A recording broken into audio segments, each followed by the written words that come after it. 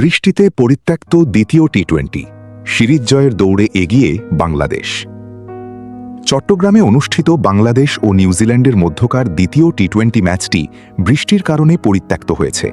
ফলে সিরিজে 1-0 ব্যবধানে এগিয়ে থাকল বাংলাদেশ। এর আগে প্রথম টি-20তে 6 উইকেটের দাপুটে জয় তুলে নেয় স্বাগতিকরা, কিন্তু দ্বিতীয় ম্যাচে টানা বৃষ্টির কারণে একটি বলও মাঠে গড়ায়নি। ম্যাচ শুরু করার জন্য নির্ধারিত সময়ের পরও বৃষ্টি না থামায় শেষ পর্যন্ত ম্যাচ রেফারি অ্যান্ডি পাইক্রফট আগেভাগেই ম্যাচ পরিত্যক্ত ঘোষণা করেন। এই ফলাফলে সিরিজে নিউজিল্যান্ডের জয়ের সম্ভাবনা শেষ হয়ে গেছে। এখন তৃতীয় ও শেষ টি-20 জিততে পারলে কেবল সিরিজে সমতা ফেরাতে পারবে সফরকারীরা। অন্যদিকে ম্যাচটি ড্র বা পরিত্যক্ত হলেও সিরিজ জিতে নেবে বাংলাদেশ। সিরিজের তৃতীয় ও শেষ টি-20 অনুষ্ঠিত হবে 2 মে ঢাকার শেরেবাংলা জাতীয় ক্রিকেট স্টেডিয়ামে, যেখানে খেলা শুরু হবে বেলা দুপুরে। এদিকে বাংলাদেশ ক্রিকেট বোর্ড বিসিবি জানিয়েছে, দ্বিতীয় টি-20-র জন্য অনলাইনে যারা টিকিট কিনেছেন তাদের টাকা ফেরত দেওয়া হবে।